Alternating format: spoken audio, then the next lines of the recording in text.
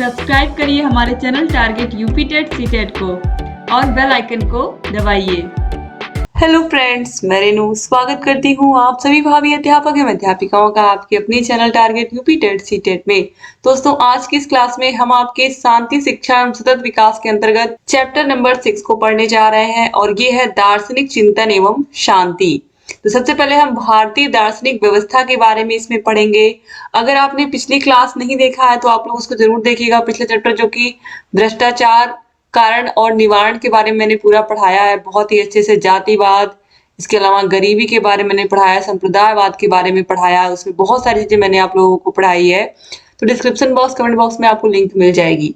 तो समाज के उत्थान एवं भारतीय संस्कृति के विकास के लिए वेदों का अध्ययन अनिवार्य है। भारत एक शांति प्रिय देश है। भारतीय दार्शनिकों ने अपने विचारधाराओं में शांति एवं अहिंसा को प्रथम स्थान दिया है। विभिन्न भारतीय दर्शनों एवं दार्शनिकों की विचारधाराओं का शांति के परिप्रेक्ष्य में वर्णन निम्नलिखित है।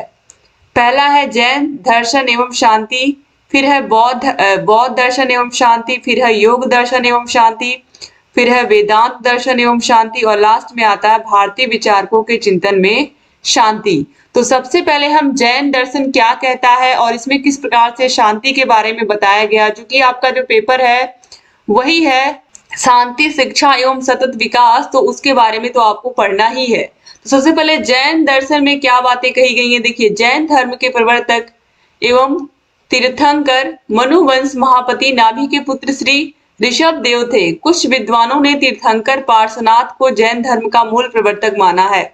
अहिंसा का अर्थ है वाणी, विचार या व्यवहार से किसी भी माध्यम से हिंसा न करना। जैन दर्शन में किसी भी प्रकार के शोषण को हिंसा माना गया है। फिर है बौद्ध दर्शन एवं शांति। तो बौद्ध दर्शन के प्रवर्तक गौतम बुद्ध का जन्म ईसा पूर्व 6ठी शताब्दी में हुआ था।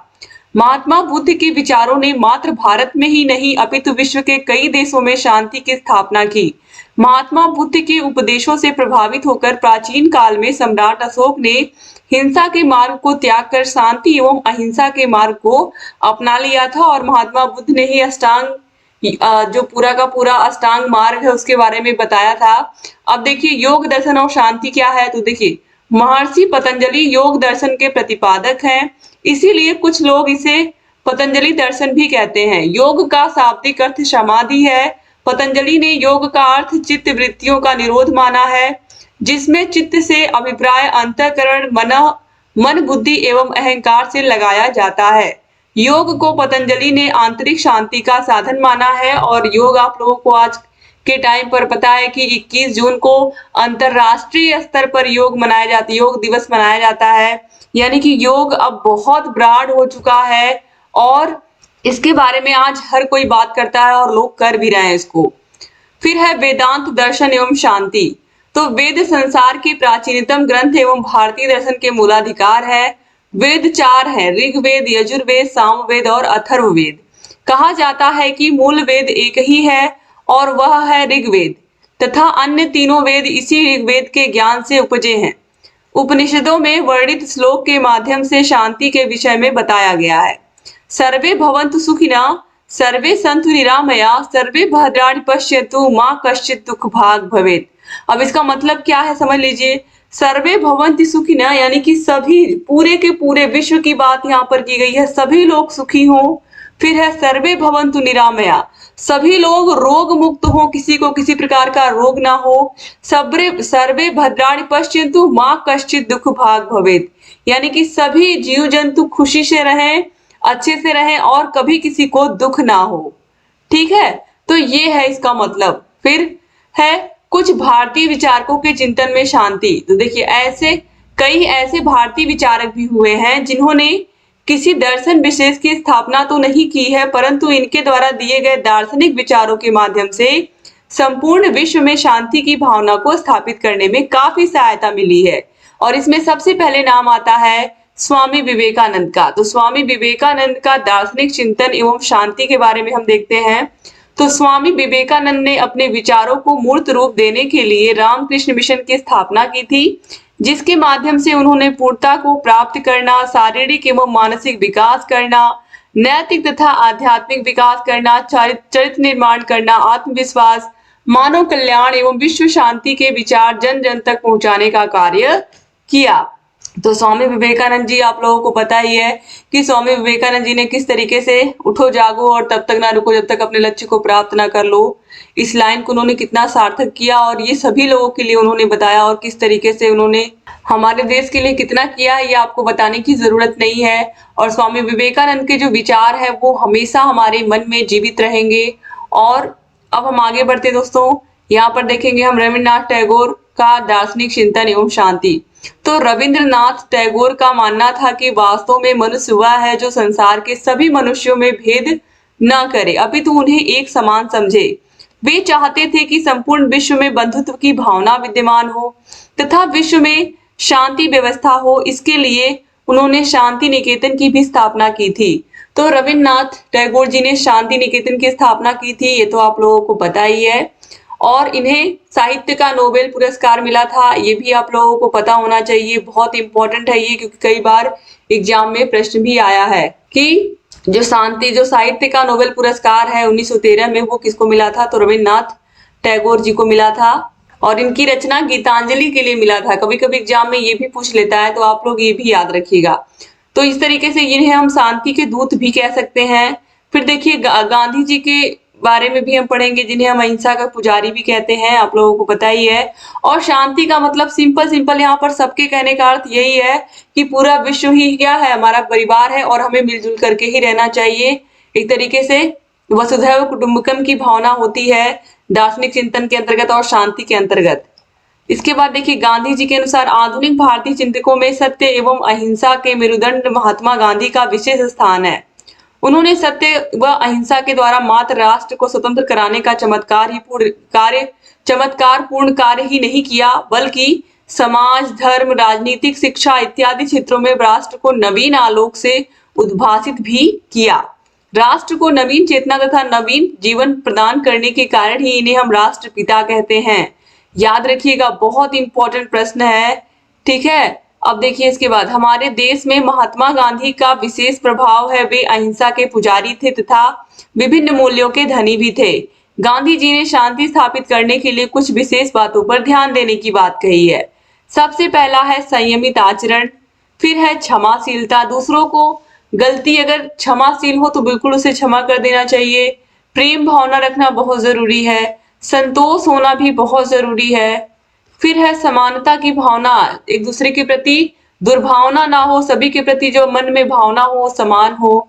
सत्य का समावेश, अहिंसा की शिक्षा, कर्तव्यों के प्रति सकारात्मक दृष्टिकोण, जो हमारे कर्तव्य है उनके प्रति हमेशा हम पॉजिटिव थिंकिंग रखें।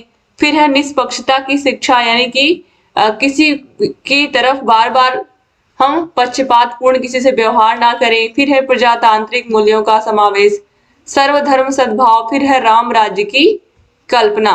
अब यहाँ पर हम देखेंगे अष्टांग योग, और ये मोस्ट जितने बार भी मैं मोस्ट लगाऊं कम है। मोस्ट इंपॉर्टेंट ये पूरा का पूरा सेशन है, ये जो आप पढ़ने जा रहे हो अष्टांग योग, क्योंकि हर बार एग्जाम में प्रश्न आता है इससे। ऐसा कोई भी एग्जाम नहीं हुआ आप लोगों का, जितनी भी बार एग्जाम हुआ उसमें ये प्रश्न तो इससे पूछा ही गया अष्टांग योग से। तो योग आंतरिक शांति हेतु अत्यंत महत्वपूर्ण होता है। योग के माध्यम से शरीर निरोगी होता है, व्यक्ति का मानसिक विकास होता है, और कहा गया है कि स्वस्थ शरीर में ही स्वस्थ मस्तिष्क का निवास होता है।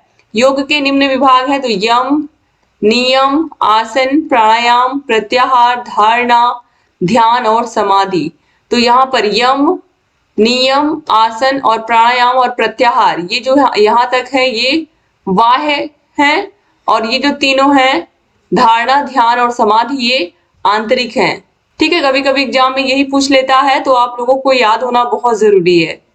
तो इन अष्टांगों में यम एवं नियम मुख्य रूप से आचार संबंधित अभ्यास है। इसके बाद 2 अंग आसन तथा प्राणायाम शरीर को भौतिक रूप से योगाभ्यास के योग्य बनाने हेतु उपयुक्त है।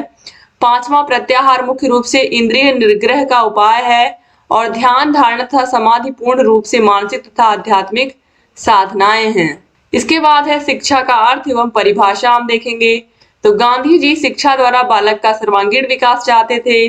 सर्वांगीण विकास का तात्पर्य बालक के शारीरिक, मानसिक, आध्यात्मिक, सामाजिक आदि विभिन्न पहलुओं के विकास से होता है। तो आप लोगों को पता ही है कि शिक्षा का मतलब यही है कि बच्चे का संपूर्ण विकास होना चाहिए, पूरी तरीके से विकास होना चाहिए बच्चे का।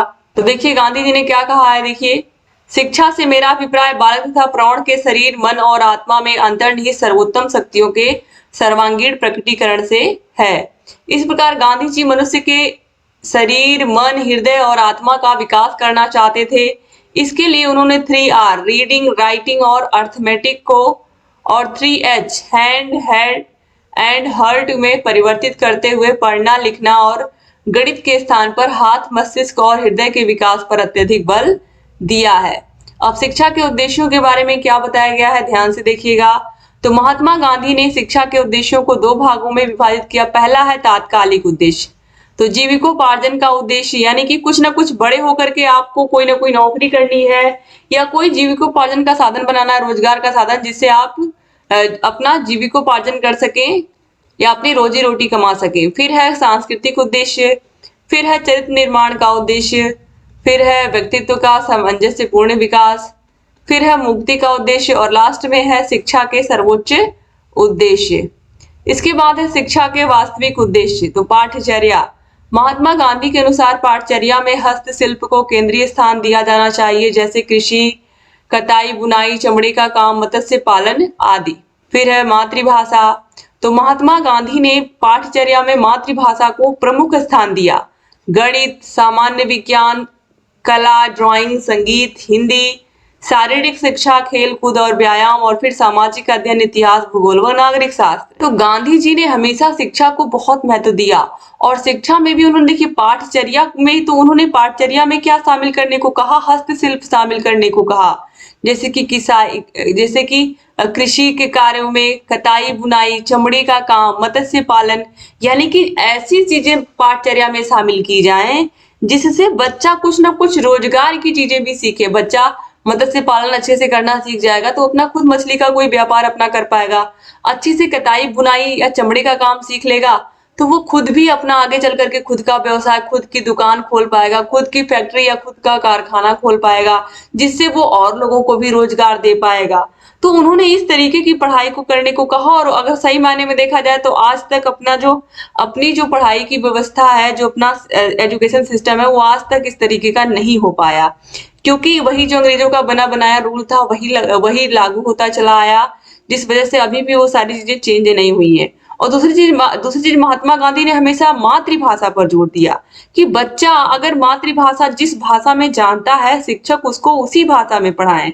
जब शिक्षक उस बच्चे को उसी भाषा में पढ़ाएंगे तो उसका कॉन्सेप्ट भी क्लियर होगा, वो बहुत ही अच्छे से समझेगा और जो चीज वो समझेगा उसको जा करके वो घर पर भी अपने माता पिता से भी डिस्कस करेगा और वो जो शिक्षक ने बताया होगा उन कामों को अच्छे से वो करेगा भी।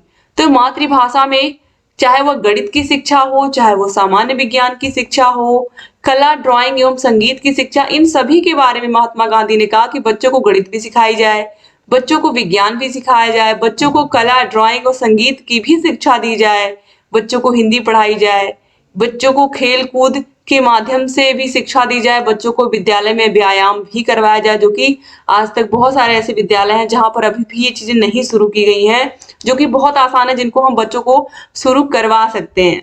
ठीक है, तो ये सारी चीजें हैं जो कि बहुत बहुत इंपॉर्टेंट है बच्चों के लिए। तो इस तरीके से यहाँ पर ये पूरा का पूरा 6 चैप्टर था आपका, 6वां चैप्टर, यहाँ पर ये जो पूरा का पूरा चैप्टर था आज यहाँ पर मैंने इसको खत्म कर दिया, दार्शनिक चिंतन एवं शांति। अब इसके बाद हम अगला चैप्टर पढ़ेंगे अगली क्लास में। तो उम्मीद करती हूँ क्लास आपको पसंद आई होगी, अच्छी लगी तो शेयर करिएगा और अगर चैनल को सब्सक्राइब नहीं किया तो प्लीज सब्सक्राइब भी कर दीजिए। Thank you so much video को पूरा देखने के लिए और अपने ऐसे प्यारे प्यारे कमेंट्स करना मत भूलिएगा और जहाँ कहीं कोई भी डाउट है हमसे बताते रहिएगा। और अगर आपको 8 के 8 विषयों के इस तरीके से हाथों से लिखे हुए जो नोट्स आप देख रहे हो ये आपको चाहिए तो 8 के 8 विषयों के हाथों से लिखे हुए नोट्स के लिए आपको हमारे app target UP TET CTET app को डाउनलोड करना पड़ेगा। ऐप की लिंक डिस्क्रिप्शन बॉक्स और कमेंट बॉक्स में मिल जाएगी। इस नंबर पर आप कांटेक्ट करके हमसे पूछ सकते हैं 7705 95 45 49। कोई भी डाउट हो इस नंबर पर कांटेक्ट करके हमसे पूछ सकते हैं। डिस्क्रिप्शन बॉक्स, कमेंट बॉक्स में आपको सारे विषयों की लिंक मिल जाएगी। तो ऐप में आपको नोट्स मिलेंगे, मास्टर क्लासेस मिलेंगी, सारे विषयों की चैप्टर वाइज क्लासेस, सारे विषयों के चैप्टर वाइज टेस्ट मिलेंगे, सारे विषयों के प्रीवियस ईयर क्वेश्चन पेपर्स मिलेंगे, सारे विषयों के राजन सीरीज और पवन सीरीज की पूरी पीडीएफ। तो अलग से आपको मार्केट से खरीदने की जरूरत नहीं पड़ेगी।